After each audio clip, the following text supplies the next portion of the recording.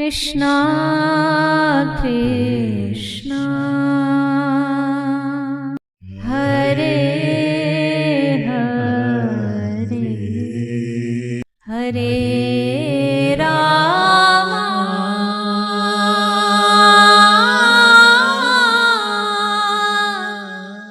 हरे राम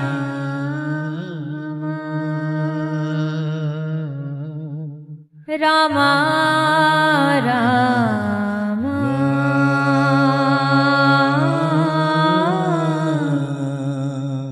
हरे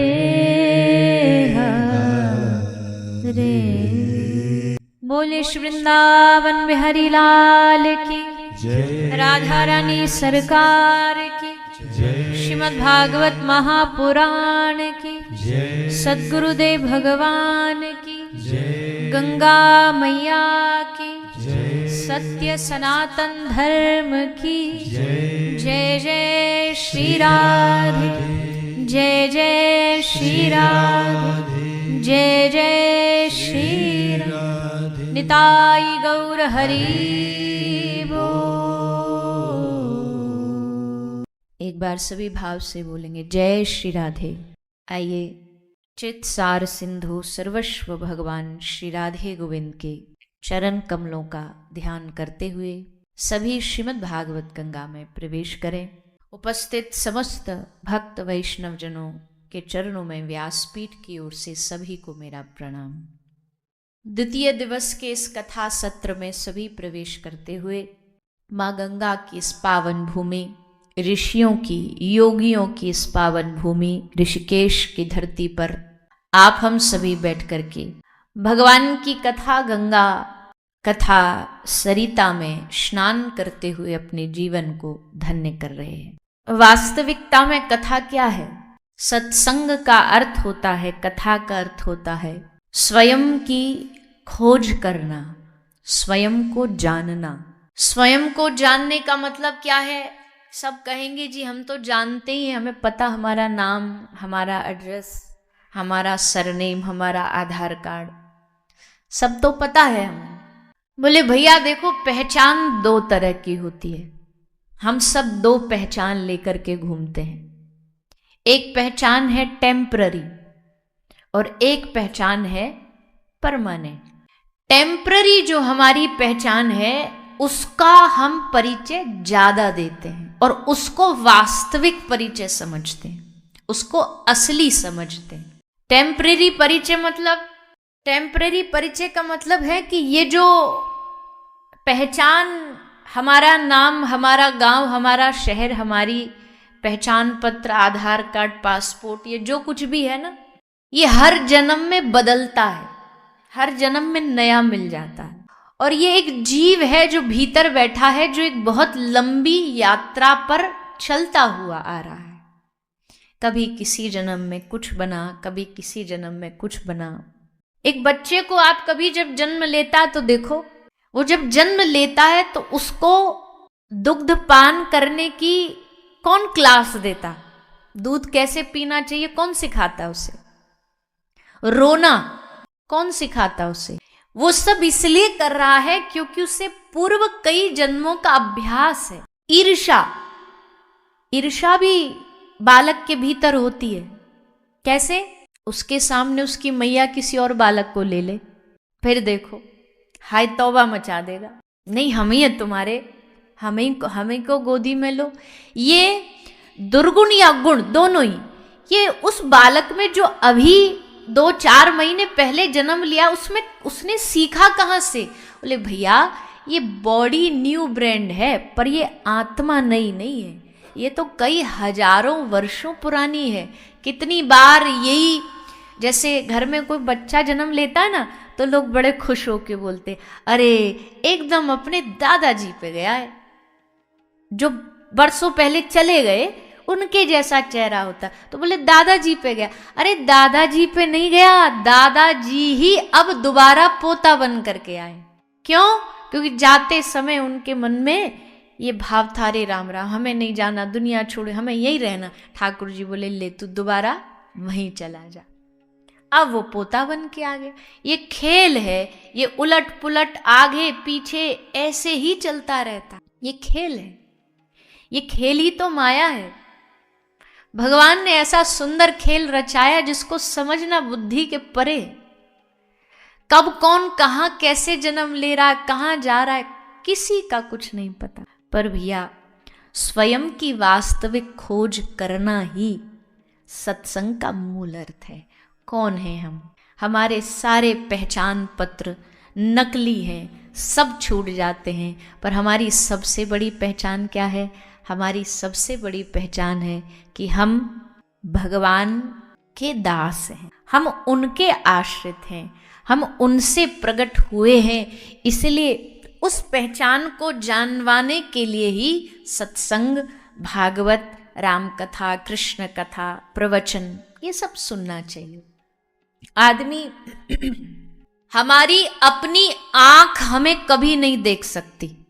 हमारी अपनी आंख सारी दुनिया देख सकती है। हमारी आंखें, मैं आपको देख सकती हूँ, खंबा दिख रहा है, ये पंखा दिख रहा है, ये माइक दिख रहा है, लेकिन अपना चेहरा नहीं देख सकती अपनी आंखें।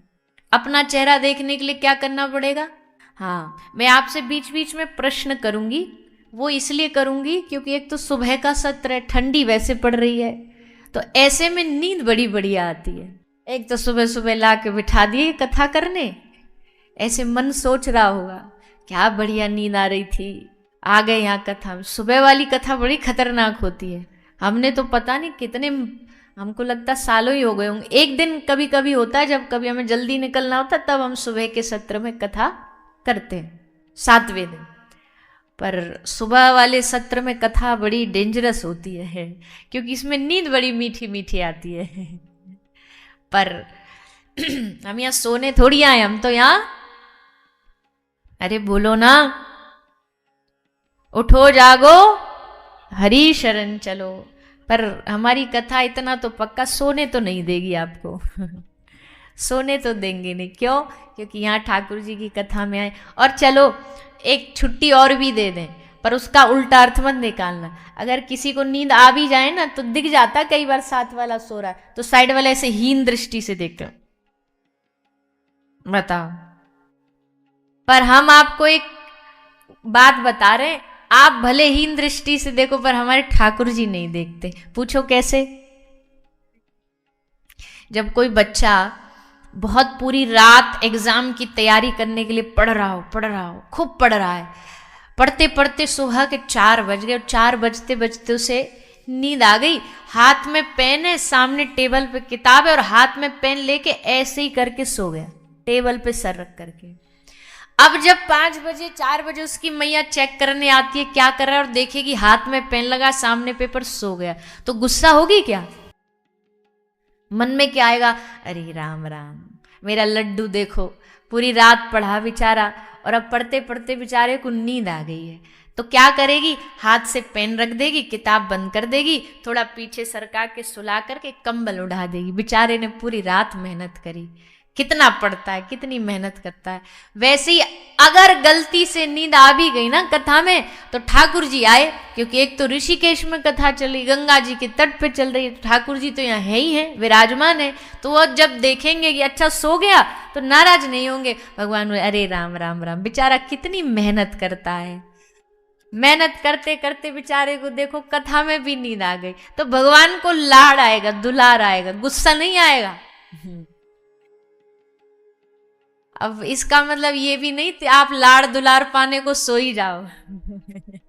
अच्छा लाड़ मिलेगा, चलो हम भी ट्राई करते हैं। हाँ जी, ना ना ना, मौका नहीं देंगे हम बिल्कुल भी।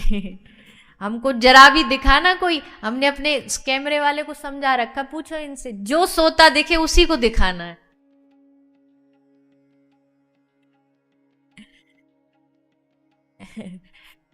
नहीं नहीं, हम विनोद कर रहे हैं, पूछ लो, हमारी कोई बात नहीं हुई है। पर अब बोल रहे हैं आपके सामने।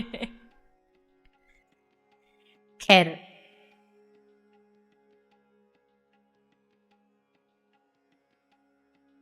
अपना मुख देखना हो, आदमी की आंखें सारी दुनिया देख सकती हैं, पर अपना चेहरा नहीं देख सकते। अपना चेहरा देखने के लिए उसे सहारा लेना पड़ता है। किसका? आईने का, दर्पण का। शीशा सामने आता है तब उसको अपना चेहरा दर्पण में दिखाई देता है। अपना चेहरा उसको दर्पण में देखना पड़ता। वैसे ही हम कौन हैं ये पहचान करने के लिए हमें एक शीशा चाहिए, हमें एक दर्पण चाहिए। और वो दर्पण क्या है? आवाज। दर्पण क्या है? भागवत शास्त्र ग्रंथ रूपी दर्पण लेकर के, शीशा लेकर के जब आप 7 दिन कथा में बैठोगे ना, तो भागवत दर्पण का काम करेगी, आईने का काम करेगी। ये बीच बीच में आपको दिखाएगी कि आप कैसे हो, मैं कैसा हूं, मेरे अंदर कौन से गुण हैं, कौन से दुर्गुण हैं। और जब आदमी शीशे में अपना चेहरा देखता, आदमी की आदत है वो घर से निकलने से पहले एक बार चेहरा जरूर देखेगा, तैयार होकर के, अब कोई गड़बड़ तो नहीं है। और निकलने से पहले अगर उसे दिख गया कि उसकी आंख के ऊपर, उसके होठ के ऊपर, उसके गाल पे कहीं कोई काला धब्बा लगा है, कोई धागा लगा है, कोई रुई का छोटा सा डॉट लगा है, तो क्या उस काले धब्बे को वहीं छोड़ देगा या साफ करेगा? साफ करेगा। दाग दिखने के बाद छोड़े नहीं जाते। ये तो बेकार की बात है जो एडवर्टाइज वाले बताते दाग अच्छे हैं। दाग अच्छे कहाँ हैं? किसको बढ़िया लगता है दाग? तुरंत साफ करेगा, मुंह पोंछेगा। 7 दिन तक भगवान की कथा हमें दर्पण के रूप में हमारा चेहरा दिखाती है, मतलब हमारी वास्तविकता दिखाती है। आदमी सारी दुनिया से झूठ बोल सकता है, सारी दुनिया को धोखा दे सकता है, पर आपके बारे में आपसे बेहतर, मेरे बारे में मुझसे बेहतर इस दुनिया में या तो परमात्मा जानता है या मैं जानता हूं। मैं भीतर से दानव जैसा हूं या देवता जैसा हूं, ये मैं जानता हूं, ये हर एक आदमी जानता है। उसकी अच्छाई कहां तक है ये सब जानते हैं। लेकिन गलती क्या करते हैं? दाग दिखने के बाद भी उस दाग को वहीं छोड़ देते हैं। दिख रहा है ये दाग है, दिख रहा है ये कमी है, कमी है तो उठाओ ना, कपड़ा उठाओ ना, पोंछो ना उसको। अगर हमें दिख गया हमारे मन में कोई मैल है तो हमें उसको धोना है। कैसे धोगे?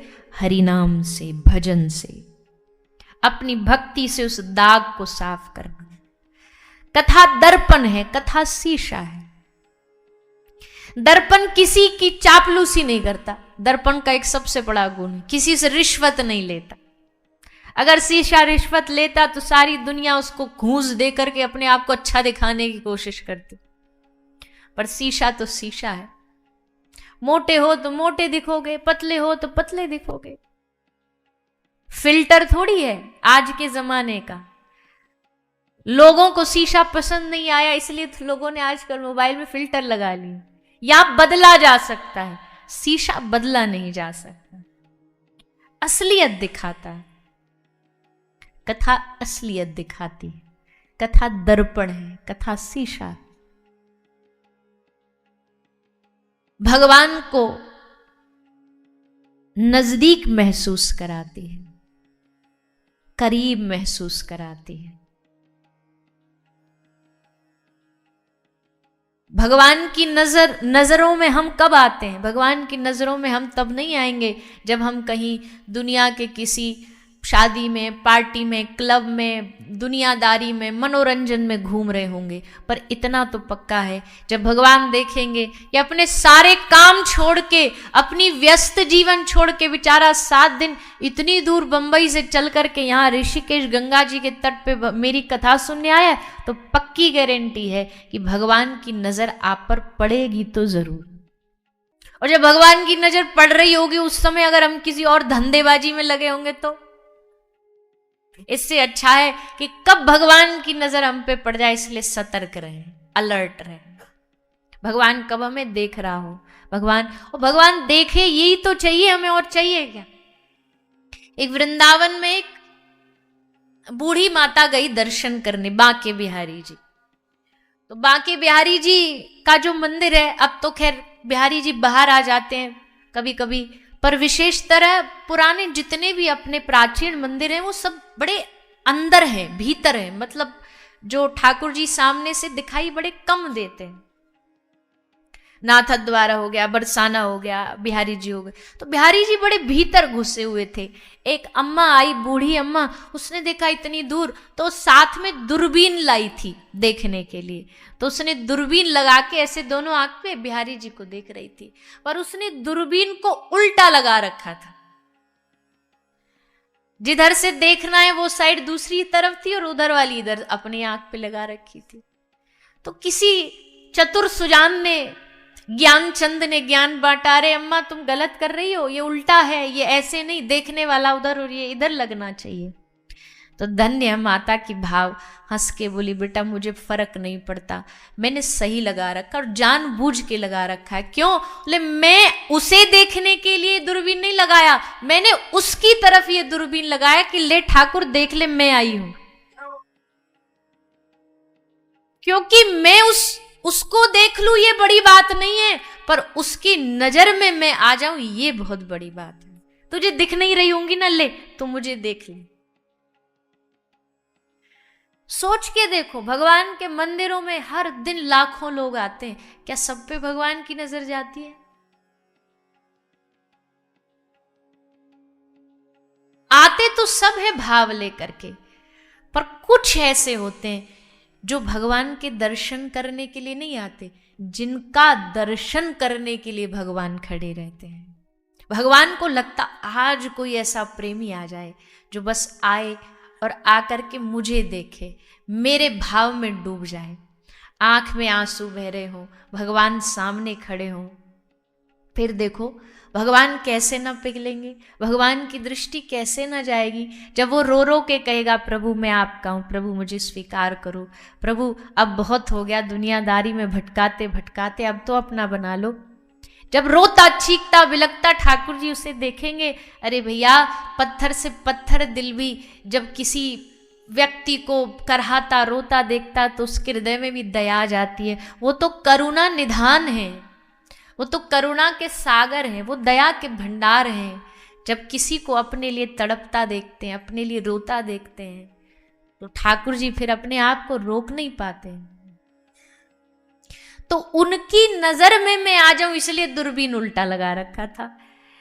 ऐसे ही कथा में 7 दिन हम उनको देखें ये बड़ी बात नहीं है, पर कथा में ऐसी कृपा हो कि इन 7 दिन में भागवत का दीप लेके हम खड़े हो जाएं और इन 7 दिन के बाद श्री ठाकुर जी की नजर हम पे पड़ जाए, उनकी दृष्टि हम पर पड़ जाए। इसलिए सत्संग है, इसलिए भागवत है, अपने वास्तविकता, अपने वास्तविक जीवन को पहचानने के लिए भागवत है। कल वो प्रसंग हम कह नहीं पाए, पर एक उसका भाव आज उसी से आरंभ करते हैं। श्री गौकर्ण महाराज ने अपने पिताजी को गौकर्ण गीता सुनाई, भागवत के 2 श्लोक सुनाए, जिसमें उन्होंने लिखा देहेस्ति मांसुरुधिरे भिमतिम त्यजत्वम जायाशुतादिषु सदा ममताम विमुंच पश्यानिशम जगदिदम क्षणभंगनिष्ठम वैराग्य राग रसिको भव भक्ति निष्ठ। देहेस्ति मांसुरुधिरे, पिताजी अपनी असली पहचान क्या है? बोले देह नहीं है असली पहचान। देह में आप समझे बैठे हो मैं आंख हूं, मैं नाक हूं, मैं 2 हाथ हैं, 2 पांव हैं। ये भगवान ने देह ऐसी बनाई जैसे आदमी जब मकान बनाता ना, कंक्रीट का घर बनाता है, तो इसमें रेती भी होती है, सीमेंट भी होता है, ईंटा भी होती है, लेकिन अगर उसको ऐसी आड़ा टेढ़ा छोड़ दो तो घर कितना बुरा लगेगा। उस घर को सुंदर बनाने के लिए पहले मिस्त्री क्या करता है? ईंट लगा दी, सीमेंट लगा दी, रोड़ी सबसे बना दिया, अब उसके बाद क्या करेगा? प्लास्टर करेगा। अब उसको प्लास्टर करके एकदम बराबर का बना दे, ढक दिया, पूरा मसाला मामला सब ढक दिया, अब प्लास्टर कर दिया। अब केवल प्लास्टर भी छोड़ दे तो भी अच्छा नहीं लगेगा। अब प्लास्टर के बाद क्या करेगा? इतना लंबा नहीं, शॉर्ट में ही कर लेते हैं। अब उसको और सुंदर बनाने की रंग रोगन करेगा, उस पर पेंटिंग करेगा, रंग भरेगा, सफेदी कर दी, पीला कर दिया, हरा कर दिया, नीला कर दिया। अब वो ऐसा चमकने लगता घर की कोई कह नहीं सकता कि इसके भीतर मसाला भरा हुआ। वैसे ही शरीर में हड्डी, मांस, मल, मूत्र, चर्म, रुधिर सब भरा हुआ था। कोई इस शरीर को देखता तक नहीं। भगवान ने कहा नहीं, इसको सुंदर बना, प्लास्टर करो। सबको ढक दिया एक त्वचा चढ़ा करके। त्वचा में भी रंग चढ़ा दिए, कोई गोरा, कोई काला, कोई एकदम गोरा अंग्रेज, कोई एकदम काला अफ्रीकन। सबको अलग अलग रूप, अलग अलग रंग दे के भेज दिया। कभी पता नहीं क्यों लोग सोचते नहीं, कभी बैठ के भगवान की बनाई गई दुनिया के बारे में सोचो। 8 अरब लोग हैं इस दुनिया में, हर एक का चेहरा अलग, जबकि 2 आंख, 1 नाक, 1 मुंह, 2 हाथ, 2 पांव ही है सबके, कुछ अलग नहीं है। और बना के दिखा दे ऐसी दुनिया, हर एक आदमी का चेहरा अलग होगा।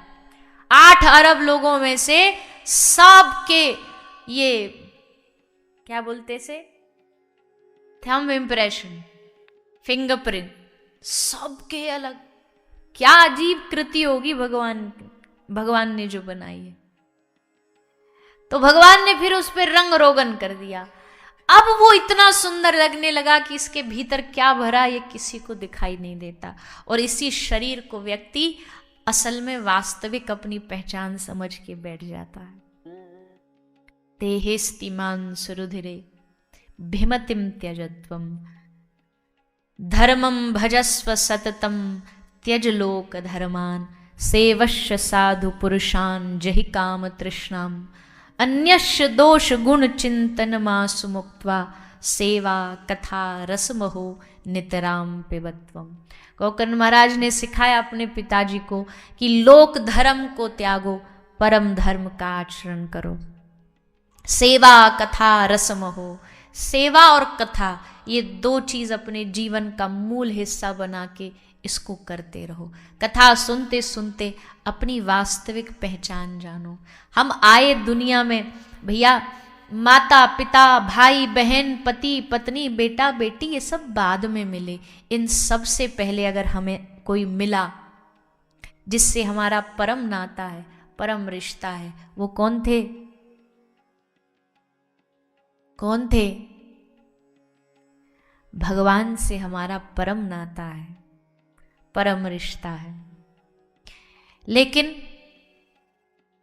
बावरा हो जाता इंसान संसार में आकर के, संसार की चीजों में आकर के भय भूल जाता है, डर भूल जाता है और जिन तन दियो ताहि बिसरायो ऐसो नमक हरामी। सूरदास जी कहते हैं भैया 3 घंटे के लिए एकदम सारे ना अपने फोन बंद कर लो। एक की भी फोन की आवाज, फोन की बात अगर आपको करनी है तो दरवाजा बाहर है, अब वहां जाइए, वहां बैठिए। यहाँ बैठे हो कथा में किसी के भी फोन की आवाज, फोन उठाना, बातचीत करना, ये सब नहीं होना चाहिए। कथा मतलब कथा। जिन तन दियो ताहि बिसरायो ऐसो नमक हरामी। आदमी किसी से 5-10 लाख रुपया उधार भी ले लेता ना, जो अच्छे इंसान होते हैं, वो सारा जीवन उसका एहसान रखते हैं कि भाई तूने हमारी उस समय मदद करी थी, तूने हमें जब आवश्यकता थी तो तूने हमारा कर्ज उतारा था। उसको दिन रात कहते हैं कि तूने हमारी मदद करी। लेकिन कितनी बार दिन में बैठ करके हम भगवान को धन्यवाद देते हैं कि इतना कीमती प्रभु आपने हमको देह दिया, शरीर दिया। इस शरीर की कीमत लगाओ कभी एकदम बैठ के कैलकुलेशन। जिनकी गणित अच्छी हो ना, लगा के देखना किडनी कितने की है, लिवर कितने का है, आंख कितने की है, सांसें कितने की हैं, ऑक्सीजन एक दिन में लाखों की तो ऑक्सीजन ले लेते हैं हम। एक दिन कोई आईसीयू में वेंटिलेटर पर रह के देखो, जो रहते हैं उनसे पूछो, लाखों का बिल आ जाता है।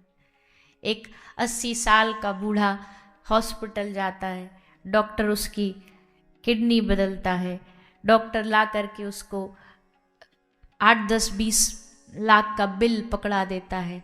बुजुर्ग की आंखों में आंसू आ जाते हैं। डॉक्टर पूछता, भाई बाबा जी आप क्यों रो रहे हो, लगता आपके पास पैसा नहीं है। कोई बात नहीं, अरे कम दे दो, आधा दे दो, और वो भी नहीं तो भी चलेगा। बुजुर्ग ने कहा, ना ना ना, मुझे पैसा देने में दिक्कत नहीं है, इससे डबल भी बिल देता तो मैं सामर्थ्यवान हूँ, दे सकता हूँ, तो फिर काय को रो रहे हो बाबा जी आप। बोले, आज उस परमात्मा की कृपा को देख करके रोना आ गया। तूने 4 घंटे के लिए मेरे दिल को संभाला, तो तूने इतने लाखों का बिल मुझे थमा दिया। वो 80 साल से मुझे थामे बैठा है, उसने आज तक मुझसे 1 रुपया नहीं मांगा, 1 पैसा नहीं मांगा, और फिर भी हम उसकी कीमत नहीं समझते, फिर भी हम उसकी वैल्यू नहीं समझते। धिक्कार है हमें। दुनिया की निंदा करने से पहले, दुनिया की बुराइयां करने से पहले कभी हमें अपने ऊपर सोचना चाहिए कि हमसे बड़ा नमक हरामी कौन हो सकता है। जिस भगवान ने जिस उद्देश्य को लेकर के हमको इस संसार में भेजा था, संसार के सारे उद्देश्य पूरे कर रहे हैं। संसार में कमा भी रहे हैं, खा भी रहे हैं, सो भी रहे हैं, रिश्ते नाते भी निभा रहे हैं, लेकिन जिनके साथ सब रिश्ते निभाने चाहिए थे उनको भूल गए। सूरदास जी कहते हैं, जिन तन दियो ताही बिसरायो। सूरदास जी कहते हैं, सूर पतित को ठौर कहाँ है, तुब बिन श्रीपत स्वामी। आखिरकार ये महापुरुषों की, ये सिद्ध पुरुषों की वाणी अपने लिए नहीं है। सूरदास जी से बड़ा भगवान का प्रेमी रसिक कौन हो सकता है, पर वो कह रहे हैं कि मौसम नमक हरामी, मैंने इतनी बड़ी नमक हरामी करी। हरि जन छाड़ हरि विमुखन की, निस दिन करत गुलामी। हरि भक्तों को छोड़ा और हरि जो विमुख थे उनकी गुलामी करता रहा, उनकी चापलूसी करता रहा, उनके पीछे पीछे भागता रहा। लेकिन फिर अंत में जाकर ये बात समझ आई कि भगवान से बड़ा भला हमारा प्रिय कौन हो सकता है, जिसने बिना किसी आशा के, दुनिया मदद करती है तो एक आशा रखती है कि चलो हमने मदद करी तो हमारे दुख के समय में ये भी मदद कर देगा, पर भगवान को तो हमसे कोई आशा ही नहीं है, भगवान को हमसे कुछ चाहिए नहीं। आज तक उसने हमसे कुछ लिया नहीं है, बस दिया ही दिया है। लेने का कोई काम नहीं है भगवान का, बस दिया है। अब बदले में हमें भी तो उसको कुछ देना चाहिए। क्या देना चाहिए, क्या दें भगवान को? धन, लक्ष्मी तो उनके चरणों की दासी है, तो उनको धन से तो रिझा नहीं सकते। कोई बहुत बड़ा अपना रुतबा दिखाए भगवान को कि हम फलाने फलाने हैं जी, हम यहाँ के वो हैं जी, हम MP हैं, मिनिस्टर हैं, ये कुर्सी है हमारे पास, तो भगवान से बड़ा पद किसके पास होगा? ब्रह्मा जी जिनके चरणों में बैठ के स्वस्ति वाचन करते हैं, उनसे बड़ा पद किसका हो सकता है? पद नहीं, प्रतिष्ठा नहीं, पैसा नहीं, पर भगवान को अपनी तरफ से कुछ दे सकते हो तो वो है आपके हृदय का प्रेम। प्रेम भगवान को दीजिए। राम ही केवल प्रेम प्यारा, जान लेहु सो जान निहारा। अब की अपनी जो आदमी को वही देना चाहिए ना जो से प्रिय हो, तो जान लो क्या प्रिय भगवान को। बोले भगवान को प्रेम प्रिय। पूजा उतनी नहीं भाती भगवान, हम कह रहे हैं ये बात सच्ची सच्ची। पूजा जो करते प्रणाम है, उसका विरोध नहीं है, करना ही चाहिए, सबको करना चाहिए, पर भगवान को पूजा से ज्यादा प्रेम भाता है, सम्मान से ज्यादा अपनापन भाता है। ये दुनिया की रीत है, दुनिया में भी यही है। आदमी को प्रेम ही अच्छा लगता। कोई आपको सल्यूट मारे तो ठीक है, वो कुछ समय तक अच्छा लगे, अरे देखो हमारे पर रुतबा है, और उसके बाद एक समय आएगा जब सल्यूट मारने वाले से आपको अपनापन नहीं होता। अपनापन जिनसे होता वो सल्यूट नहीं मारते, वो गले लगाते हैं, वो प्रेम करते हैं। तो वैसे ही ठाकुर जी को केवल हाथ जोड़ने वाले, आरती करने वाले नहीं चाहिए, भगवान को प्रेम करने वाले चाहिए। तो देना है, कुछ समर्पित करना है भगवान को, तो अपने हृदय का प्रेम समर्पित करिए। और जिन तन दियो उसे, उसको किसी भी कीमत पर भुलाना नहीं है। भूल गए तो उसका कोई घाटा नहीं है, उनका क्या नुकसान है भैया। ऐसी दुनिया उन्होंने एक ही थोड़ी बनाई है, हजारों करोड़ों अरबों दुनिया है ऐसी उनके पास, एक और नहीं बना लेंगे। पर तुम्हारा और हमारा बहुत बड़ा घाटा है कि अगर उस भगवान को, ईश्वर को भूल गए। कृष्ण भूली सई जीव अनादिर बहिर्मुख। श्री चैतन्य महाप्रभु कहते चरितामृत में, ये जो दुखों के थपेड़े खा रहे हैं ना हम, इसका मूल कारण जानते हो क्या है? कृष्ण भूली सई जीव। जो कृष्ण को भूल जाता है, जो भगवान के नाम को भूल जाता है, वो सारा जीवन दुखों के धक्के ही खाता रहता। तो बोले कृष्ण नाम भजने से दुख नहीं आएंगे क्या? बोले बिल्कुल आएंगे, जरूर आएंगे, डबल आएंगे, ट्रिपल आएंगे। ऐसा ही नहीं है ये ठाकुर बड़ा टेढ़ा है, जैसे जैसे कोई भक्ति करता है ना तो डबल दुख देने लग जाता है कि देखो तो सही, घड़ा कच्चा तो नहीं है, झेल पा रहा है कि नहीं है, पका है कि नहीं है। पहली क्लास से ज्यादा टफ एग्जाम कौन सी क्लास के होते हैं? दूसरी के। दूसरी से ज्यादा टफ तीसरी के, तीसरी से चौथी के ज्यादा। जैसे जैसे क्लास बढ़ती है तो एग्जाम टफ होते हैं कि कम होते हैं? ज्यादा।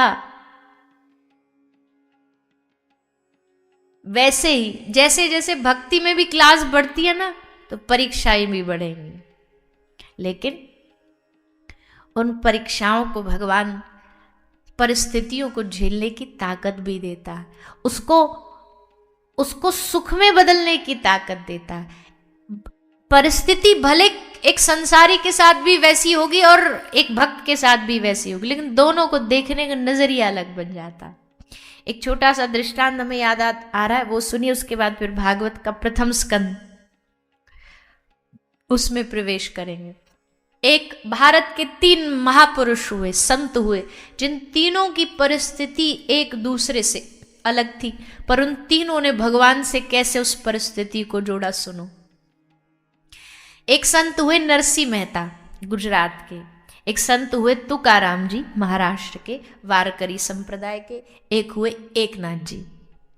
इन तीनों की परिस्थिति अलग थी, पर तीनों ने भगवान से कैसे जोड़ा।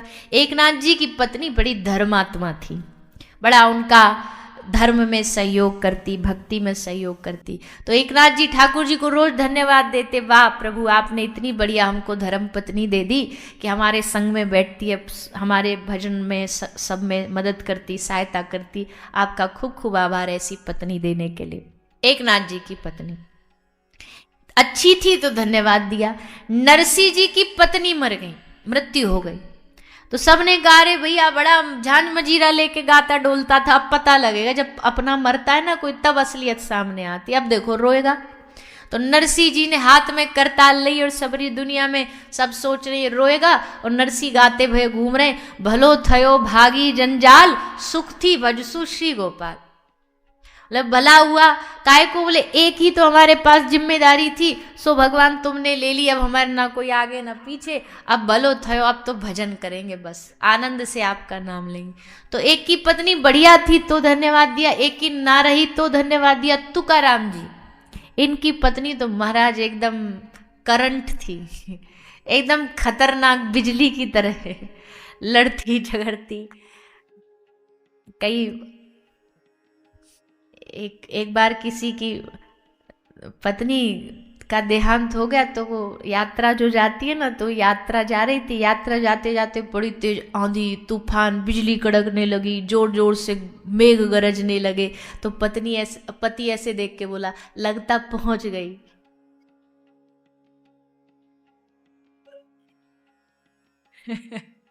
क्योंकि वहां जाके भी मामला सेट कर दिया।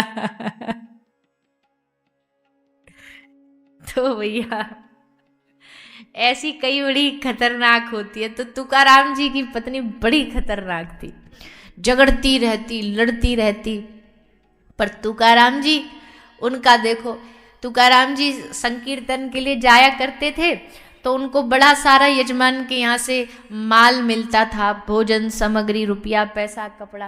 पर अब साधु तो साधु है, पूरा रास्ता सब बांट देते, घर पहुँचते पहुँचते 0 बजता। एक दिन किसी ने कहा आज बड़ा माल मिल रहा है, तुकाराम जी की पत्नी को तो खुश हो गई, दरवाजे पे खड़ी हो गई। पर वहां आते आते तक तुकाराम जी सब बांट आए, बस हाथ में एक गन्ना बाकी था। जैसे देखा तो एकदम नाराज हो गई, बोले तुम कुछ भी नहीं लाए, गन्ना लाए हो, क्या करूं मैं इसका, लो तुम ही लो इसको। लेके तुकाराम जी के सर पे मारा, उसके 2 टुकड़े हो गए। तुकाराम जी हंस के बोले वाह, पत्नी हो तो तेरे जैसी हो। क्यों, पूरा रास्ता सोचते आ रहा था, गन्ना 1 खाने वाले 2 कैसे खाएंगे, अच्छा हुआ तूने बंटवारा कर दिया। अब ये दृष्टि किसी पहुंचे हुए की हो सकती है, नहीं तो ऐसे में कोई संसारी हो तो उसने मारा, ले मैं मारू, लड़ते लड़ते महाभारत चालू। पर तुकाराम जी, अच्छा अब वो विरोध में रहती थी हमेशा, इसलिए तुकाराम जी भगवान को क्यों धन्यवाद देते, बोले प्रभु तुम्हारा खूब खूब धन्यवाद। काहे को, बोले तुमने ऐसी पत्नी दी, अगर ज्यादा स्नेह प्रेम करने वाली देते तो हमारा मन भगवान से हट के उसमें लगा रहता, इसलिए अच्छा हुआ आपने ऐसी दी। अब देखो 3 परिस्थिति अलग अलग हैं।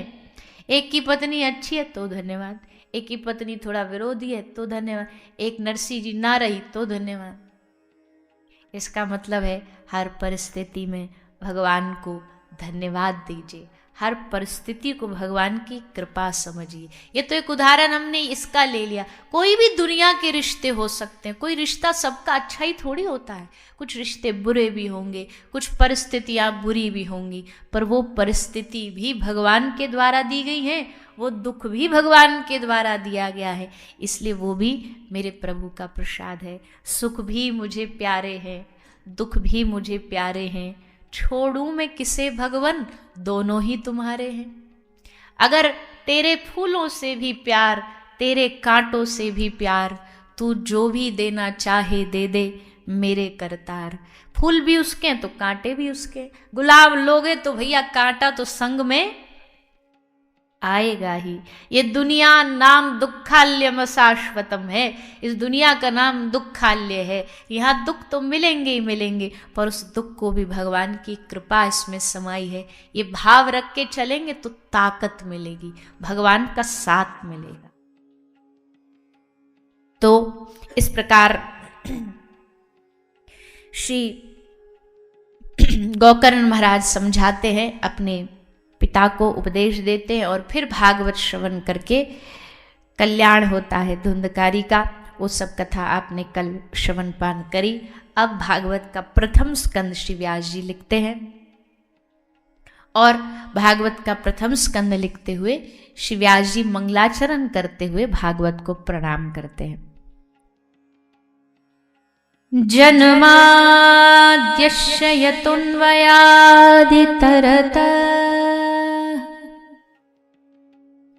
चार्थेष्वभिज्ञस्वराट्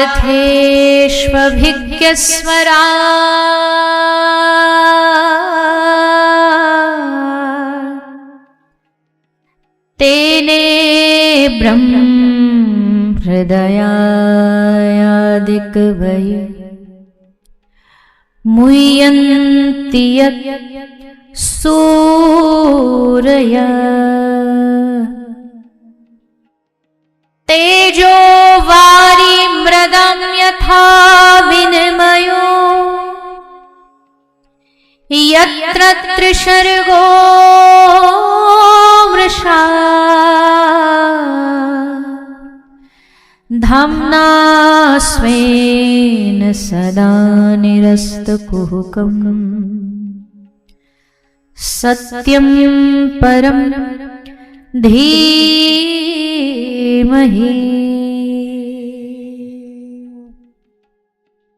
श्री वेदव्यास जी ने इसी उत्तराखंड की भूमि पर ये भागवत लिखी गई, व्यास जी के द्वारा बोली गई। लिखा किसने? श्री गणपति गजानन ने। श्री व्यास गुफा में आज भी दर्शन होते हैं, बद्री विशाल में व्यास जी लिख रहे हैं, तो व्यास जी ने कहा हम समाधि भाषा में कथा बोलेंगे। एक होती है कही सुनी, हम जो कह रहे हैं, हम जो भागवत कहते हैं, कोई भी प्रवक्ता कहता वो पढ़ी कहता है, सुनी कहता है। अनुभव की बात व्यास जी ने लिखी है, ये भागवत उनका अनुभव है, हम तो उनका अनुभव सुनाते हैं। आंख बंद करके हम कथा बोलेंगे और कोई इसे लिख दे। गणपति जी ने कहा ठीक है, ये काम हम करेंगे, हम लेखनी में अच्छे, हम लिख देंगे, आप बोलते जाना। व्यास जी तैयार हो गए, लेकिन गणपति जी की एक शर्त थी कि हम लगातार लिखेंगे, रुकेंगे नहीं बीच में, आपको लगातार बोलना पड़ेगा, अगर आप रुके तो हम छोड़ देंगे लिखना। व्यास जी ने कहा ठीक है, हमारी भी एक शर्त है, कोई भी भाव आप लिख तो रहे हो लेकिन वो आपको समझ में भी आना चाहिए। अगर कोई आपको श्लोक समझ नहीं आएगा तो आप आगे नहीं बढ़ोगे, पहले उस श्लोक को समझोगे फिर आगे बढ़ोगे। गणपति जी ने कहा ठीक है, हमें भी मंजूर है। अब व्यास जी बोलते, गणपति जी लिखते, और जब व्यास जी को कहीं जाना होता, कोई कार्यवश, शौच इत्यादि, स्नान आदि से निवृत्त होना, तो गणपति जी ने शर्त रखी थी रुकना नहीं बीच में, तो बीच में व्यास जी जानबूझ के कुछ ऐसा टेढ़ा मेढ़ा भाव बोलते जिसको समझने में गणपति जी को समय लग जाता। कुछ ऐसा भाव बोलते व्यास जी, ऐसा श्लोक कि अब इसका अर्थ बताओ, तो जब तक उसका भाव समझते, निकालते भगवान गणपति, तब तक व्यास जी अपनी सेवा से निवृत्त होके आ जाते, फिर आके बैठते, चलो अब आगे बढ़ते। ऐसे ये भागवत लिखी गई, ये समाधि भाषा है। आज से 5000 साल बाद कलयुग कैसा होगा और कलयुग का अंत कैसे होगा, ये सब व्यास जी ने आज से 5000 साल पहले लिख दिया, अपनी दिव्य दृष्टि से देख करके। कैसा भविष्य होगा, कैसी दुनिया होगी, सब पहले से लिख दिया। तो भैया ऐसे व्यास जी ने कथा आरंभ करी। कथा आरंभ करने से पहले हर वक्ता मंगलाचरण करता है, स्वस्ति वाचन करता है, भगवान का आह्वान करता है। कोई कृष्ण उपासक है तो कृष्ण को बुलाएगा, कोई राम कथा कहने वाला तो राम जी को प्रणाम करेगा। पर धन्य है श्री व्यास जी जिन्होंने न राम को, न कृष्ण को, न दुर्गा को, न महादेव को, किसको प्रणाम किया? सत्यम परम धीमहि।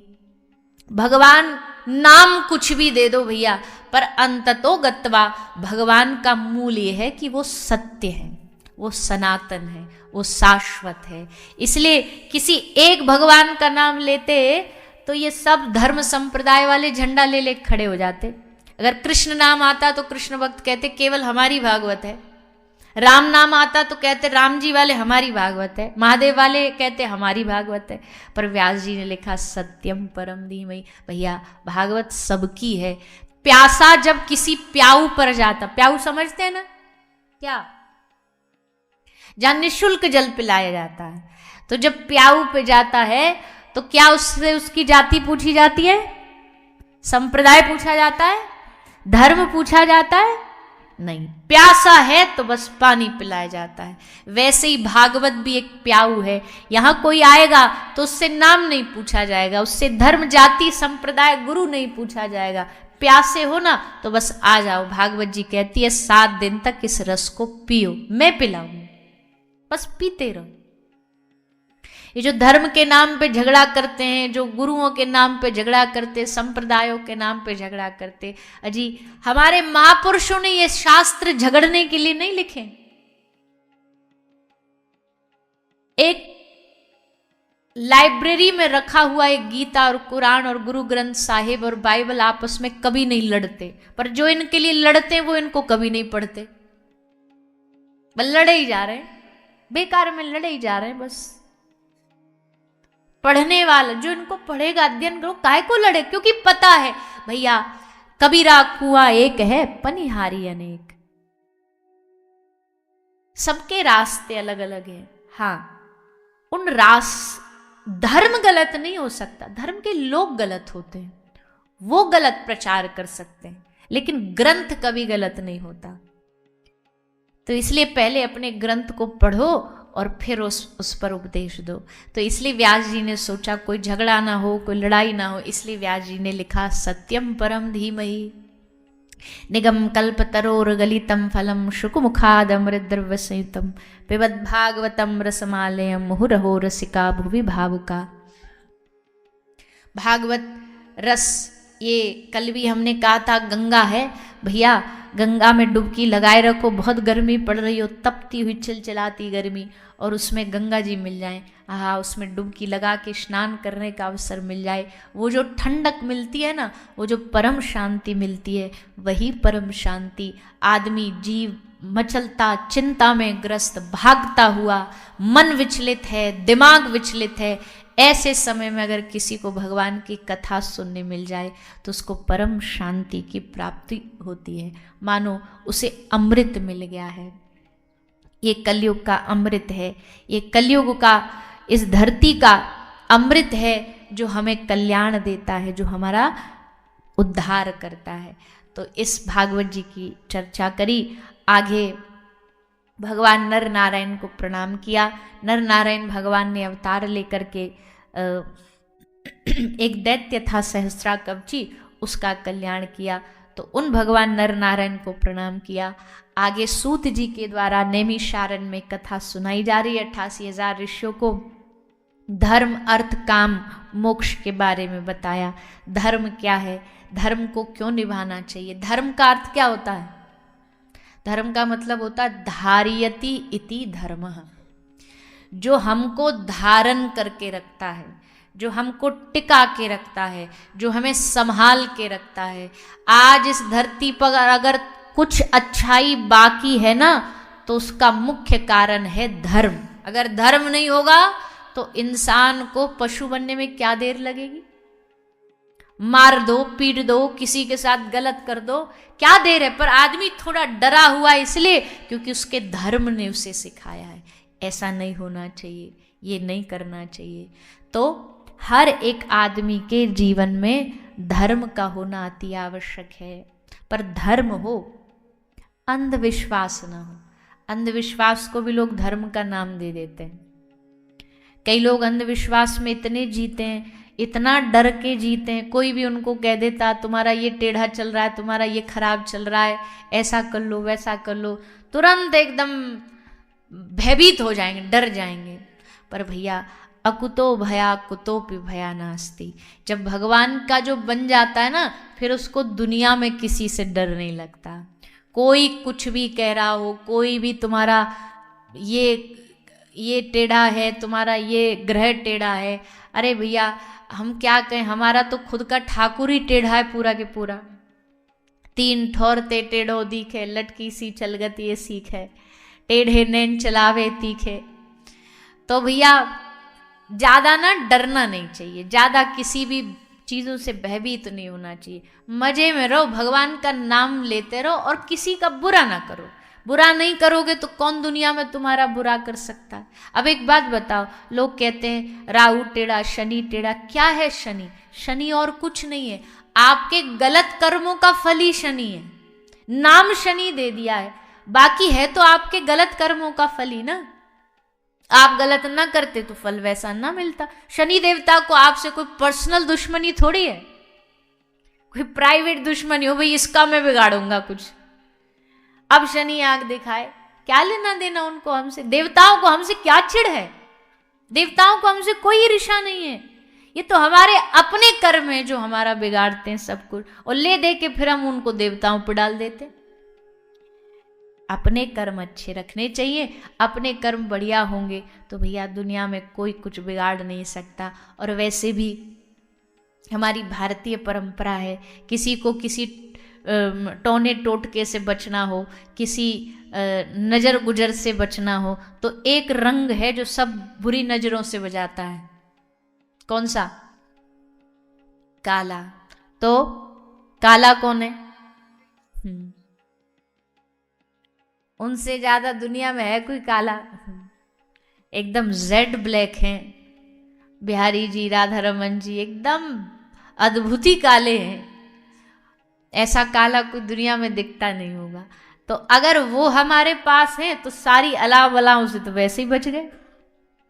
यशोदा मैया कहती लाला जब छोटे थे कि भैया सबरी मैया अपनी दुनिया की अपने लाला को नजर ते बचावे के ताई कालो टीका लगावे, पर मैं अपने लाला को कहा लगाऊं, ये तो खुद ही कारो टीको है, सबरो ऊपर ते नीचे तक कारो है। तो सबरी दुनिया में अगर नजर से बचना है तो सबसे अच्छा उपाय है अपने काले ठाकुर को अपने जीवन में रखेंगे तो वो हमको सब नजर गुजर से अपने आप बचा लेंगे। उनका स्वरूप ही ऐसा है, उनका स्वरूप ही ऐसा है। तो धर्म का मतलब डराना नहीं है, धर्म का मतलब है हमारे हृदय में विश्वास बढ़ाना। जिससे विश्वास बढ़े वो धर्म है, जिससे अंधविश्वास बढ़े वो हो नहीं सकता। और अंधविश्वास शब्द ही गलत है, विश्वास कभी अंधा नहीं हो सकता। अजी विश्वास अंधा कैसे हो सकता है? विश्वास की तो दो नहीं तीन आंखें हैं, क्योंकि महादेव ही विश्वास स्वरूप है और महादेव के त्रिनेत्र हैं। विश्वास अंधा नहीं है, विश्वास की तो तीन तीन आंखें होती, देखने वाला चाहिए। तो धर्म अर्थ काम मोक्ष के बारे में श्री सूत जी महाराज ने बताया। उसके उपरांत भगवान के 24 अवतारों की कथा बताई। बोले भैया भगवान ने 24 अवतार ग्रहण किए हैं, 23 किए, 24वां कल की अवतार होगा। भगवान अलग अलग अवतार लेते हैं। भगवान के अवतार का प्रयोजन क्या है, कौन कौन से अवतार लिए? 6 प्रश्न किए सूत जी से 88,000 ऋषियों ने। उसके उत्तर में ये कथा सुनाई जा रही है। भगवान अवतार लेकर के कहाँ नहीं है भगवान। कोई कहे अजी भगवान दिखता तो है नहीं, आप कहते हो अवतार, कहाँ दिखता है भगवान? तो देखो दुनिया में हर चीज दिखे ये जरूरी नहीं है। हवा दिखती नहीं है, पर यहाँ आसपास हवा है कि नहीं है? तभी तो जिंदा है। वायु रुक जाए दिखेगी नहीं, पर वायु ना होना तो सारी दुनिया पड़ी होगी जमीन पर। दिखती नहीं है पर है। खुशी दिखती नहीं है। अब कोई कहे मैं आज बड़ा खुश हूं, आप उससे कहो दिखा कैसी होती है खुशी, हरी है, पीली है, लाल है, कैसी होती है खुशी? दिखा नहीं सकते। मैं आज बड़ा दुखी हूं, बताओ दुख कैसा होता? काला है, मोटा है, गोरा है, पतला है, कैसा है दुख? बोले दुख तो भैया भावना है। तो जैसे भावना दिखती नहीं पर अनुभव होती है, वैसे परमात्मा भले दिखे नहीं पर वो अनुभव होता है, अनुभव से किया जाता। आपको हमने देखा ही नहीं, माने कैसे? तो देखा तो हमने अपने परदादा जी को भी नहीं है, पर मानते तो है ना कि हमारे पिताजी हैं, पिताजी के पिताजी हैं, उनके पिताजी, करते करते करते करते जो सबका बाप है ना वो वही है। अंत में जब सारी लाइन घूमते घूमते जाएगी ना तो पहुंचेगी वहीं तक। इसलिए तुमने न देखा तो वो तुम्हारी आंखें, पर इसका मतलब ये थोड़ी है कि झुटलाया जाए। हर चीज जो दिखे वही नहीं होती, कुछ चीजें ना दिखने वाली भी अस्तित्व में विराजमान होती हैं, और उनमें से एक भगवान है जिसको देखा नहीं जा सकता पर महसूस हर पल किया जा सकता है। हर अपनी अंदर जाती हुई सांस के साथ उसे महसूस किया जा सकता है कि वो हमारे भीतर जा रहा है, वो हमारे अंदर जा रहा है। तो ऐसा भाव 24 अवतारों का श्री सूत जी महाराज ने श्रवण करा। श्री सूत जी महाराज आगे श्री व्यास जी के द्वारा रचित भागवत, इसका वर्णन कैसे किया गया उसको श्रवण पान कराते हैं।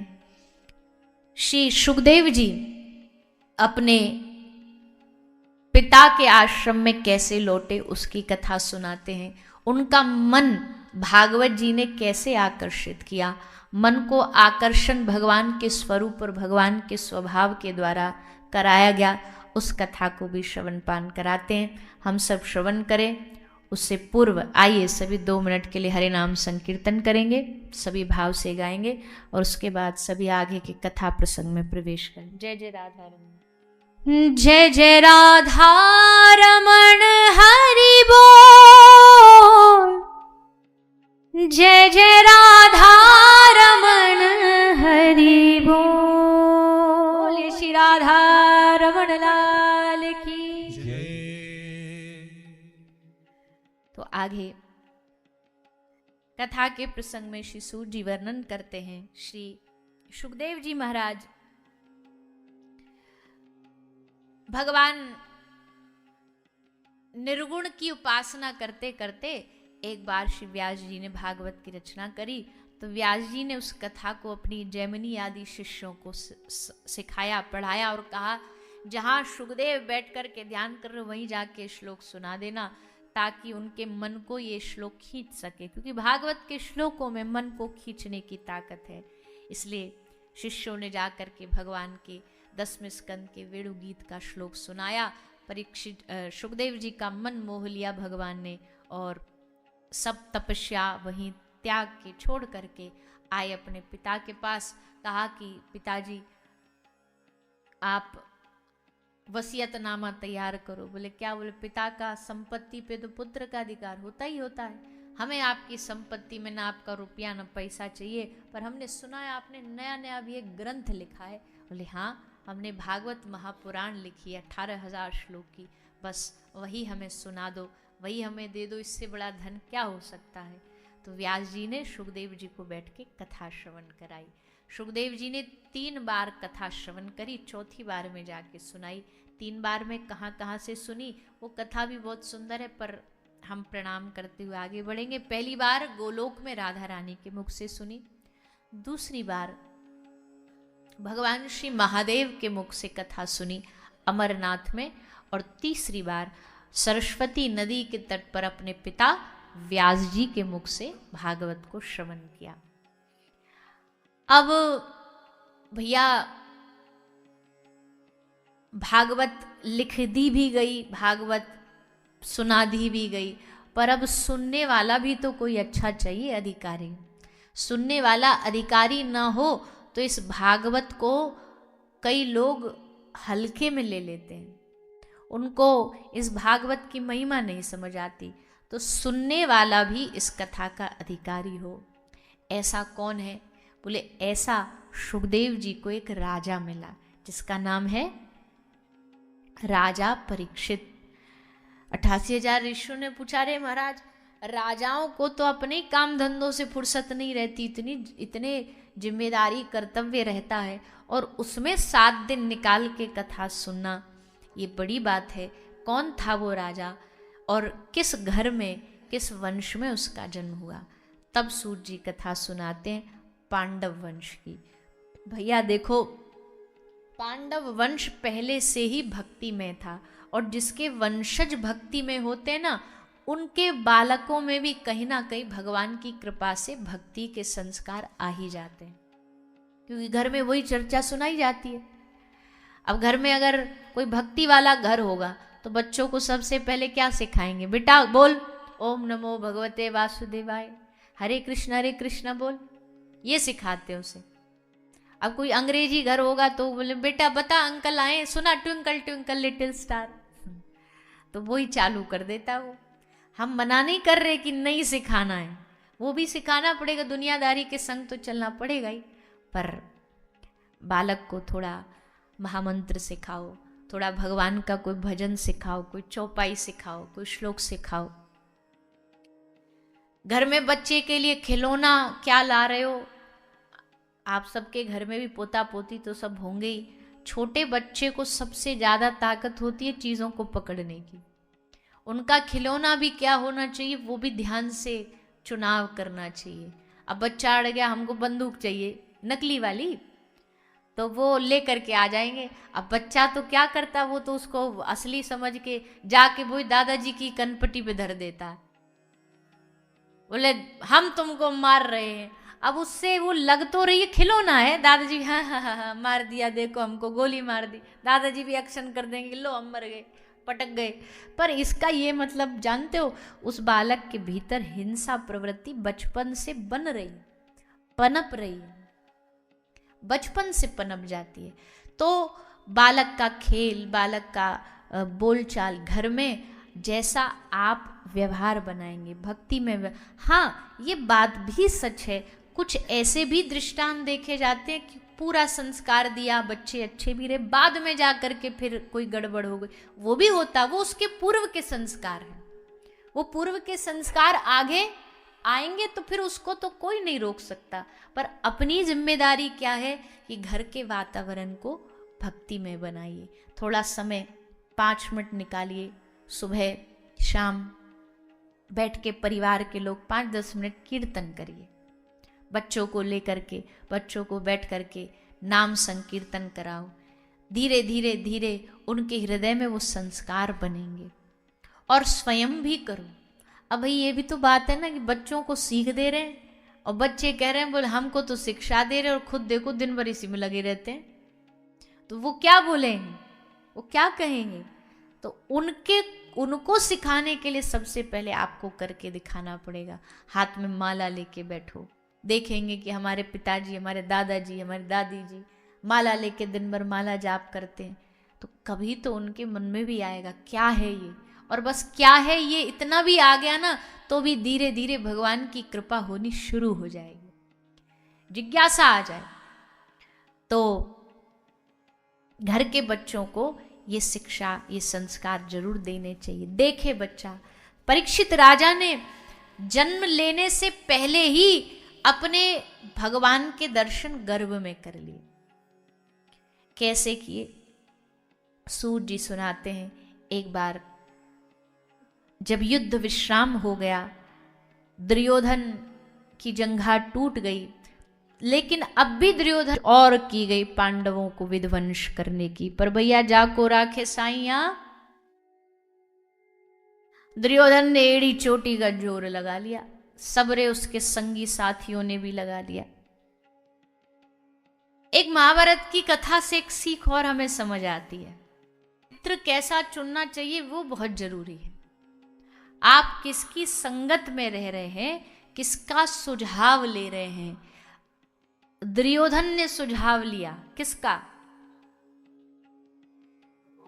भांजे, वो जो क्या करके शुरू से लेकर के अंत तक उसी के सुझाव में दुर्योधन चल।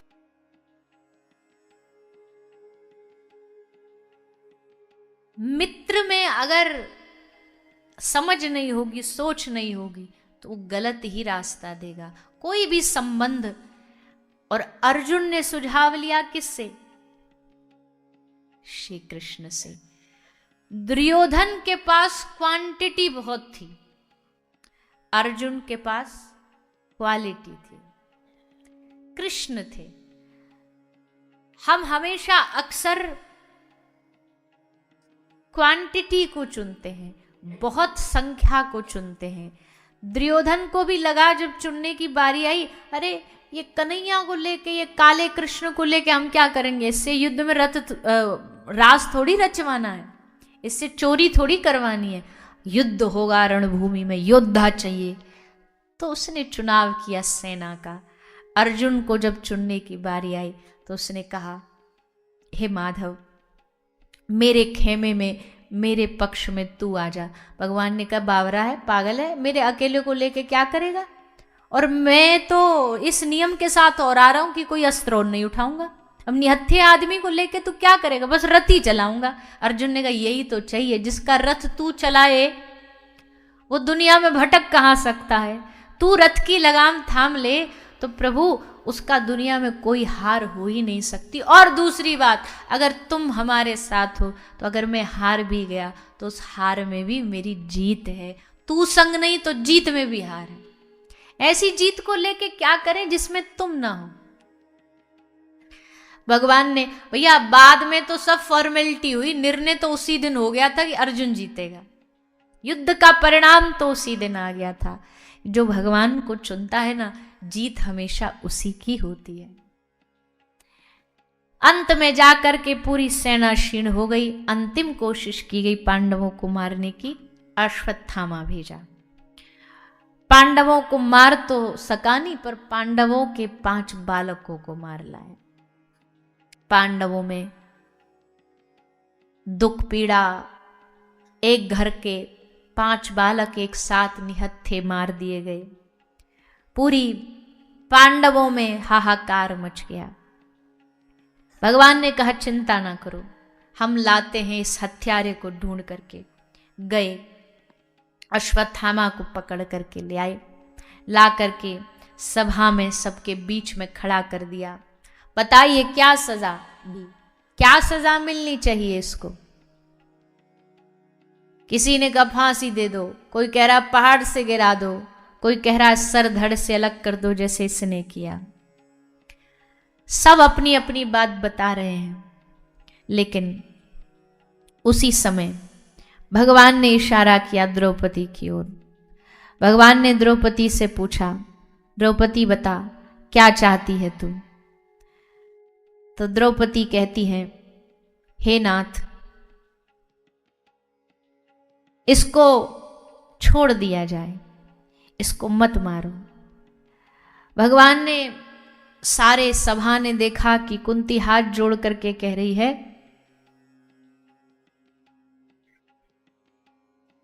मुच्यताम् मुच्यतामेष ब्राह्मणो नितराम् गुरु। मुच्यताम् मुच्यतामेष ब्राह्मणो नितराम् गुरु। छोड़ दो। क्यों? क्योंकि पहली बात ये ब्राह्मण है, दूसरी बात ये गुरु का पुत्र है, और गुरु का पुत्र हमेशा पूजनीय होता है, सम्माननीय होता है, इसलिए से मत मारो।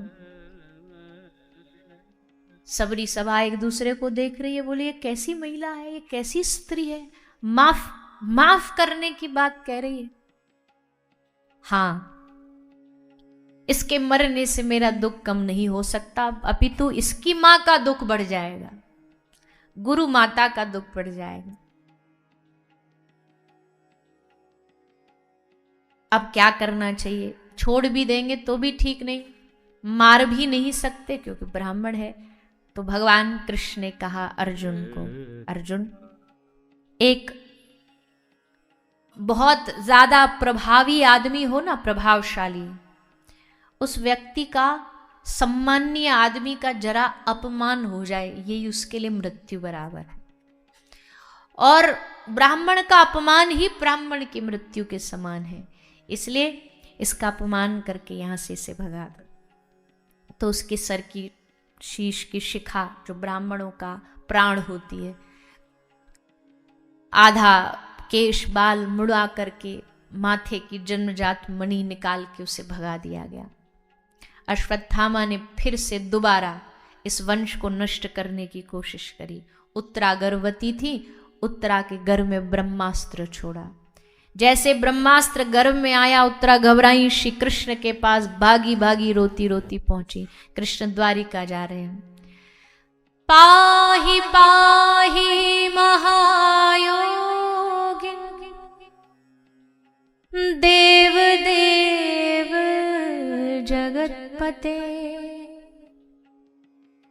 नान्यं त्वद्भयं पश्चे यत्र मृत्यु परस्परम्। पाहि पाहि महायोगिन देव देव जगतपते, हे देवों के देव, हे नाथ मेरी रक्षा करो, मेरे गर्भ के बालक को बचा लो। इसलिए नहीं कि मेरा बच्चा है, इसलिए कि पांडव वंश ने आपकी बहुत सेवा करी। अगर कोई वंश को चलाने वाला न बचा तो आपकी सेवा भी यहीं खत्म हो जाएगी। ये सेवा रुके ना, आपकी भक्ति रुके ना, इसलिए एक वंशज तो चाहिए। तो भगवान ने उत्तरा के गर्भ में प्रवेश किया और उत्तरा के गर्भ के बालक की रक्षा करी, जीवित किया, पुनः जीवित किया राजा परीक्षित को। फिर द्वारिका की ओर जाने को तैयार हो गए, रथ विराजमान था।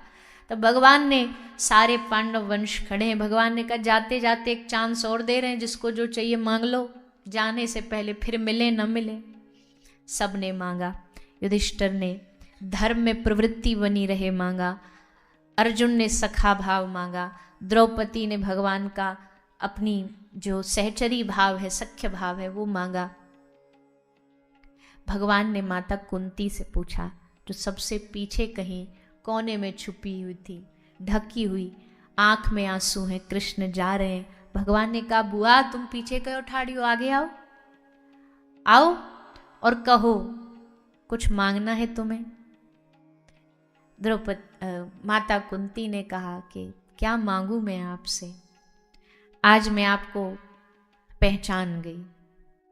भगवान ने कहा अच्छा पहचान गई, ठीक है, बढ़िया, अच्छा है, आप जानती हो आप मेरी बुआ हो, मैं आपका भांजा भतीजा हूं। बोले नहीं नहीं नहीं प्रभु, ये झूठ मूठ के रिश्तों में उलझाओ मत मुझे, मैं जानती हूं आप कौन हो, आप ना देवकी नंदन हो ना आप यशोदा नंदन हो, ये सब तुमने खेल बनाया हुआ है।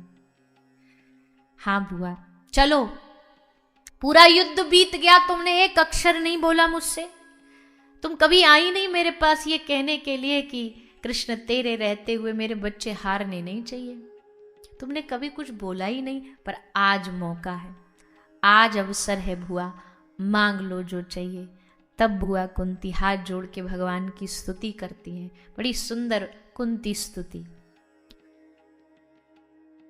नमस्ये पूरुषं त्वाद्य ईश्वरं प्रकृते परम् अलक्ष्यं सर्वभूतानां अन्तर्बहिरवस्थितम्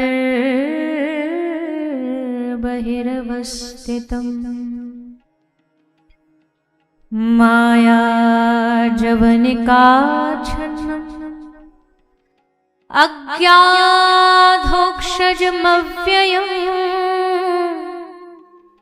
न लक्ष्यसे मूढदृशा नटो नाट्यधरो यथा तथा परमहंसानां मुनीनां अमलात्मनां भक्तियोगविधानार्थं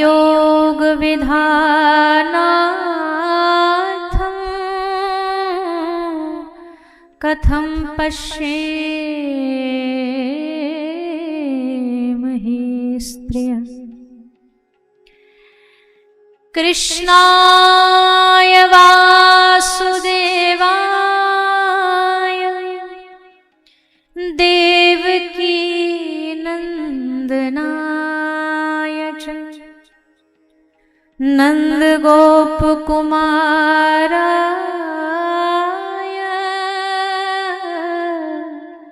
गोविन्दाय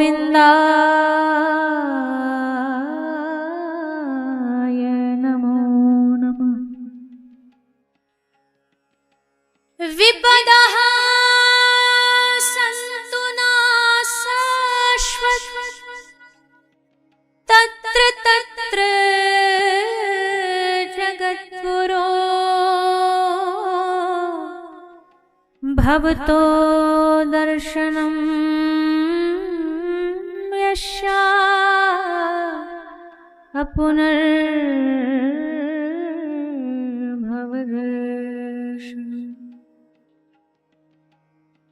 माता कुंती प्रार्थना करती हैं, विपदः सन्तु न शाश्वत तत्र तत्र जगद्गुरो भवतो दर्शनम यस्यात्। विपत्ति हे प्रभु, आज सबके सामने ये भुआ आपसे मांगती है कि मुझे देना ही है तो बहुत सारी दुख और विपत्तियां दे दीजिए। भगवान ने कहा कम थी क्या तुम्हारे ऊपर, कमी लगी क्या दुखों में जो अब भी दुखी मांग रही हो? बोले नहीं नहीं, दुख तो बहुत थे मेरे जीवन में, पर दुखों ने एहसास कराया दुख रहते हैं तो तुम हमारे साथ रहते हो, तुम्हारी याद हमारे साथ रहती है। देखो अब तक हार रहे थे, लड़ रहे थे तो तुम साथ थे, युद्ध जीते नहीं कि लो चल पड़े तुम टाटा बाय बाय करके। ऐसे सुख का क्या करें, सुख के माथे सिल पड़े जो हरि हृदय से जाए। ऐसे सुख को कभी नहीं चाहिए जो आपको हृदय से निकाल दे। सुख के माथे सिल पड़े जो हरि हृदय से जाए, और बलिहारी उस दुख को जो पल पल नाम जपाए। जिस दुख से आप जिव्या पे आपका नाम निकलता रहे तो वो दुख दुख थोड़ी है।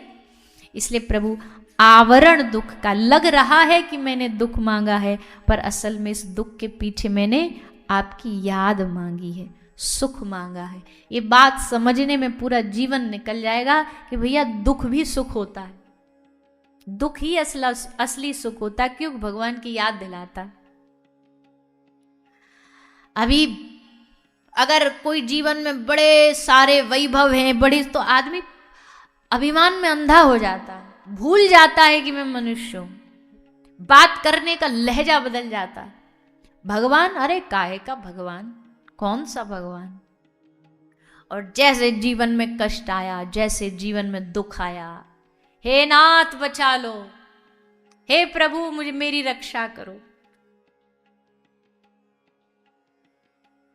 रोज रोज हनुमान चालीसा करते हैं, लेकिन जिस दिन फ्लाइट में बैठे और अचानक से पता चले इंजन फेल हो गया, फिर हनुमान चालीसा जो निकलेगा ना, वो रटा रटाया नहीं निकलेगा, जो भागम भाग वाला, फिर तो दिल से निकलेगा, आज बचा लो प्रभु, आज रक्षा कर लो। फिर दिल की पुकार निकलेगी, फिर रटी रटाई नहीं चलेगी। कुंती माता कहती है, प्रभु मेरा जीवन मैं चाहती हूं कि आप मुझे दुख दो। भगवान ने कहा, धन्यरी माता, आज तक ऐसी मांग किसी ने नहीं करी, प्रणाम करता हूं माता तुझे, तेरे जैसा कोई भाग्यशाली हो नहीं सकता। आशीर्वाद देता हूं, तू जो चाहे तुझे वो प्राप्त हो, और सबसे बड़ी बात कल्याण हो। ऐसा आशीर्वाद भगवान ने दिया। और उसके बाद भगवान पितामह के पास आ गए, लौट करके जाने वाले थे द्वारिका पर, प्रोग्राम कैंसिल कर दिया, लौट आए तो सबको लगा, द्रौपदी को लगा मेरे लिए आए हैं, कुंती माता को लगा मेरे भाव को सुन के खुश हो गए इसलिए लौट आए हैं।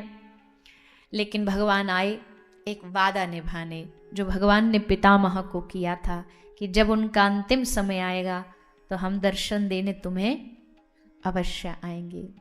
माता पितामह भीष्म के पास भगवान आते हैं, पूरा पांडव समाज आता है, सब पांडव पधारते हैं। भगवान युधिष्ठिर जी को उपदेश देते, पितामह उपदेश देते, राजधर्म स्त्री धर्म सबका उपदेश देते हैं। जब उपदेश दे रहे थे पितामह, तो साइड में द्रौपदी खड़ी थी, द्रौपदी को हंसी आ गई। पितामह ने देखा कि इतना गंभीर हम उपदेश दे रहे हैं और तुम्हें हंसी आई, क्या कारण है बेटी, क्यों हंसी तुम? द्रौपदी ने कहा, नहीं प्रभु, मुझे कुछ ऐसी गलती से हंसी आ गई। पितामह ने कहा, शालीन घर की नारियां, शालीन घर की पुत्र वधुआं बिना किसी कारण के नहीं हंसती, कोई तो कारण रहा होगा, बोल। द्रौपदी ने कहा, पितामह क्षमा करना, बात गलत लगे तो, पर आप जब आज ये इतना राजधर्म स्त्री धर्म सबका उपदेश दे रहे हो ना, तो मुझे वो दिन याद आ गया बस, कि जब पूरी सभा में मुझे नग्न किया जा रहा था, सर झुकाए आप बैठे थे, किसी ने एक आवाज नहीं उठाई। तो जानते हो पितामह ने उस समय क्या कहा?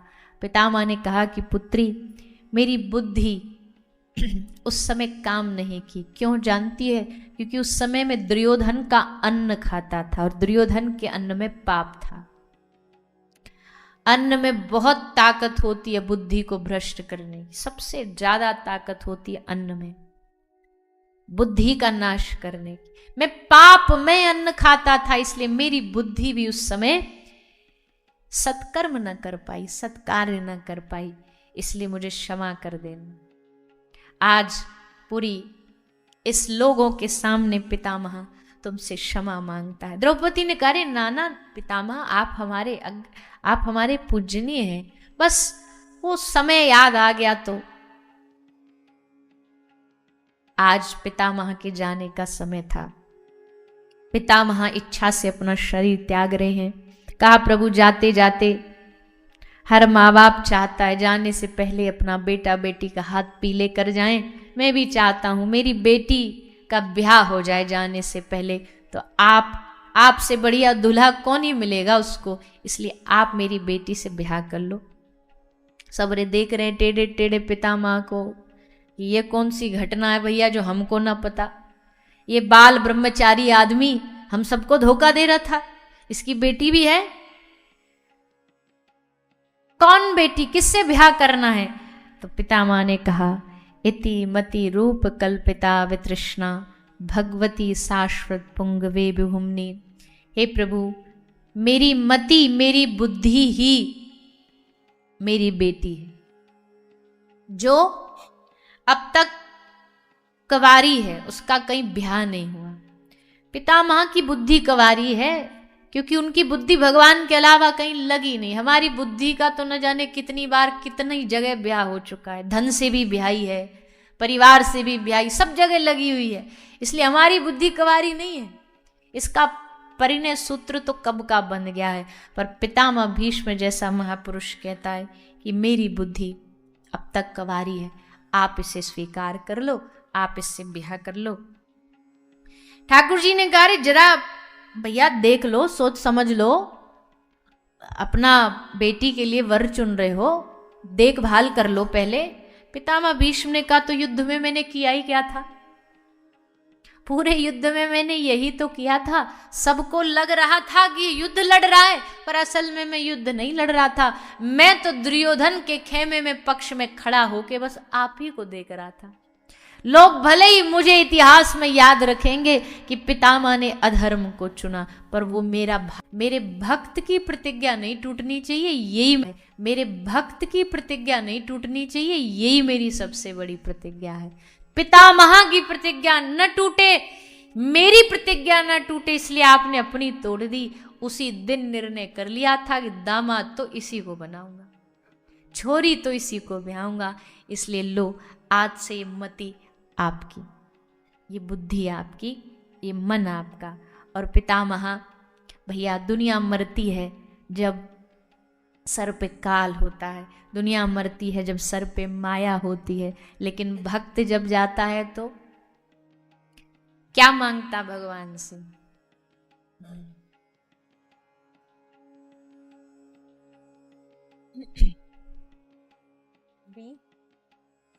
श्री गंगा जी का तट हो,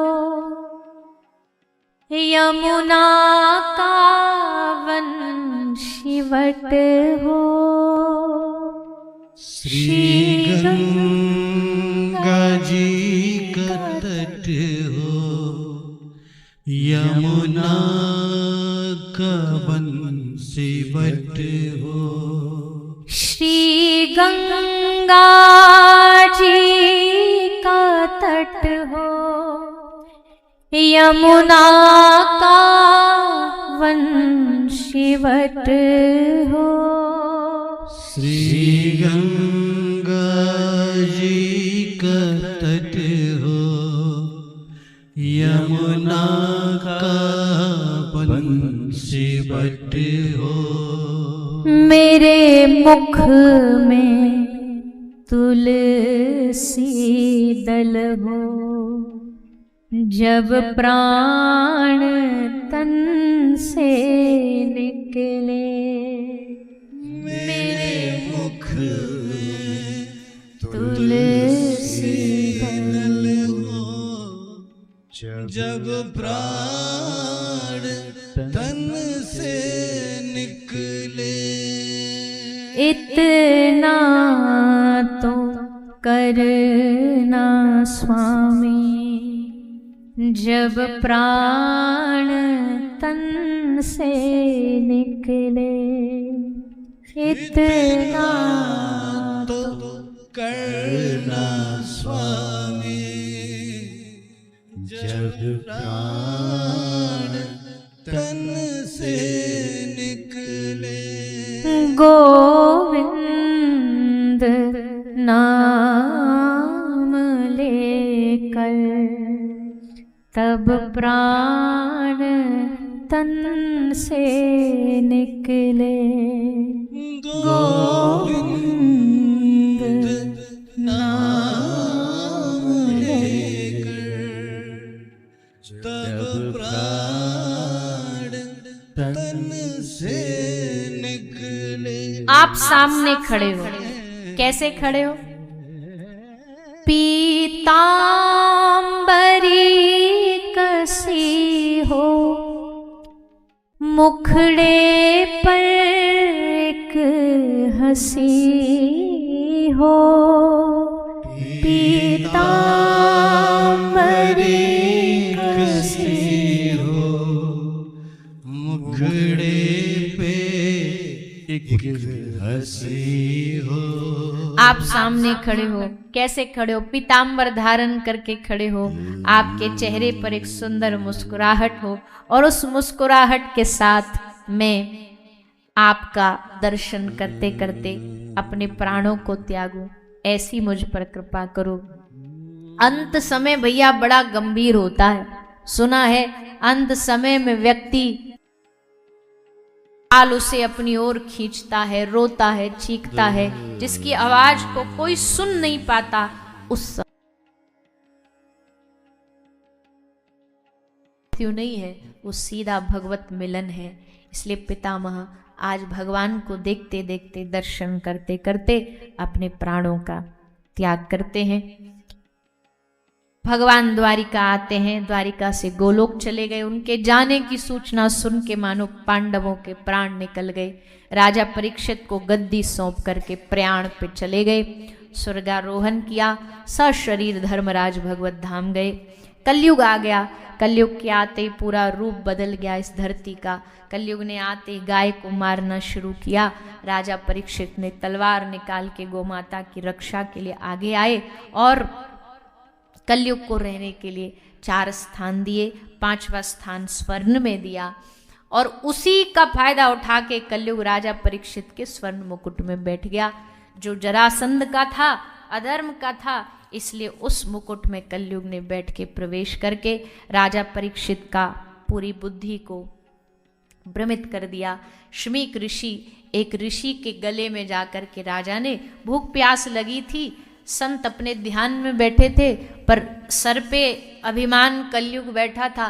राजा ने सोचा कि मुझे देख करके ये आंख बंद करके साधु बैठ गया, देखो अभी उठ जाएगा, जैसे गले में सांप डलेगा। गले में सर्प डाला और जैसे सर्प डाला, शमीक ऋषि के पुत्र श्रृंगी ने राजा को श्राप दिया, 7वें दिन तक शक के डसने से मृत्यु हो जाए। और तब राजा परीक्षित घबराए नहीं। कहाँ आए? गंगा के तट पर। पता था कुछ जगह ऐसी होती है ना, वो परमानेंट फिक्स है, वहां कोई ना कोई साधु मिल ही जाएगा। गंगा जी के तट पे आ जाओ, कोई बाबा जी जरूर हर हर गंगे करके डुबकी लगा ही रहा होगा। यमुना जी के तट पे वृंदावन चले जाओ, कोई ना कोई जरूर श्री युगल सरकार का ध्यान कर रहा होगा। तो ये कुछ स्थान ही ऐसे हैं जो संत दर्शन के लिए निश्चित होते हैं। आपकी बंबई में चले जाओ, राह टकराते कोई ना कोई सिनेमा का मिल ही जाएगा, रास्ता में भी मिल जाएगा कोई फिल्मी जगत का आदमी यहाँ था घूमता फिरता, ठोकरे ठक्कर खाता और कोई देख रहा भी नहीं होता उसे, तो वो मिल जाएगा।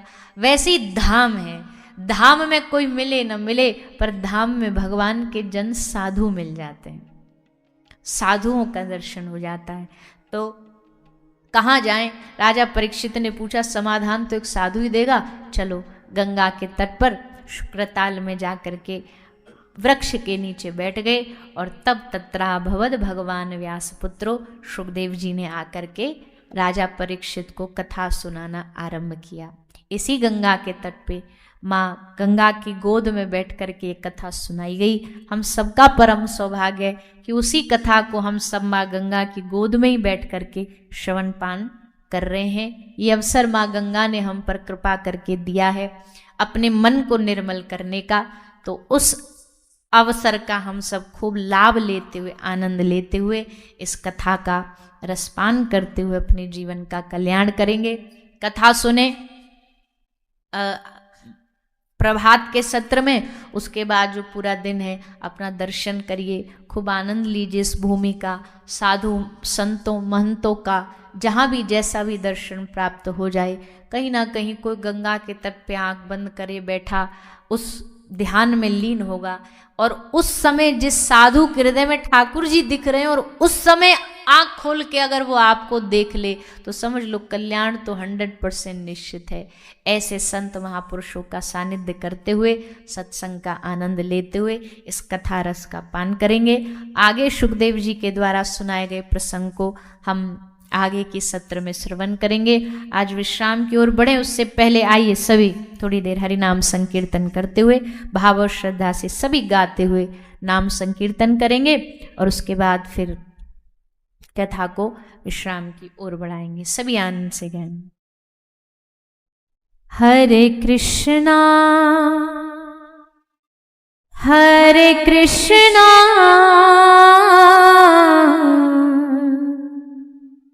कृष्णा कृष्णा हरे हरे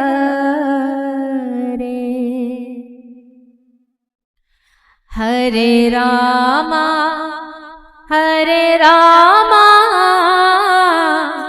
राम राम हरे हरे। नाम संकीर्तन की आइए सभी दो बार हाथ उठाकर हरे कृष्ण मंत्र का जाप करेंगे। हरे कृष्णा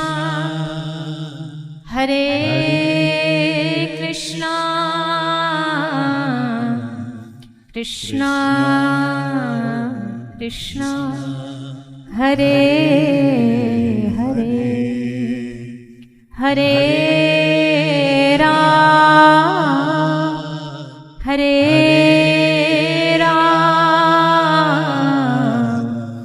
राम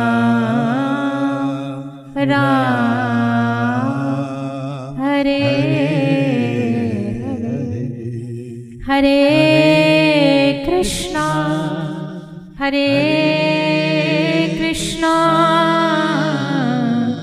कृष्णा कृष्णा हरे हरे राम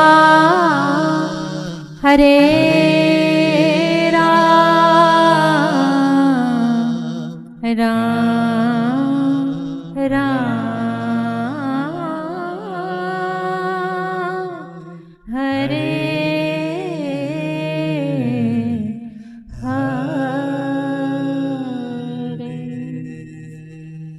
बोले वृंदावन बिहारी लाल की राधा रानी सरकार की श्रीमद् भागवत महापुराण की गंगा मैया की यमुना मैया की भारत माता की सत्य सनातन धर्म की जय जय श्री राधे जय जय श्री राधे जय जय श्री राम निताई गौर हरि बोल।